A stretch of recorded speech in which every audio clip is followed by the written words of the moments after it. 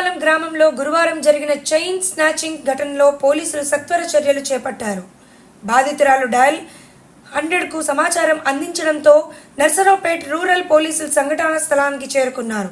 సాంకేతిక ఆధారాలు, CC camera footage సహాయంతో నిందితుడిని గుర్తించి అరెస్ట్ చేశారు. దొంగలించిన బంగారు చైన్ను రికవరీ చేసి చైన్ స్నాచింగ్ ముఠాను అదుపులోకి తీసుకున్నట్లు పోలీసులు తెలియజేశారు.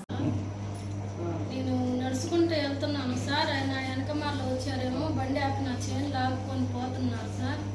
కేకలు పెట్టే వరకు మా ఆయన ఉరికొచ్చాడు సార్. మా ఆయన చూసి ఇంకా ఉరికారంతే పోలీసు ఫోన్ చేశాను సార్. ఆ సార్ వచ్చి ఇంకా ఇచ్చాడు చైన్ లాగి. ఎక్కడ జరిగిందమ్మా ఇది? విషపాలెం వందిల్లు సార్. ఎమ్మని మీరు ఫోన్ చేశారా పోలీసు వాళ్ళకి?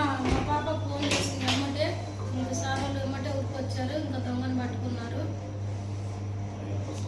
సంతోషం ఇప్పించినందుకు నా సొమ్ము కట్టింది సార్. కాకపోతే మంగళసూత్రం 2 గుండ్లు పోయినాయి సార్.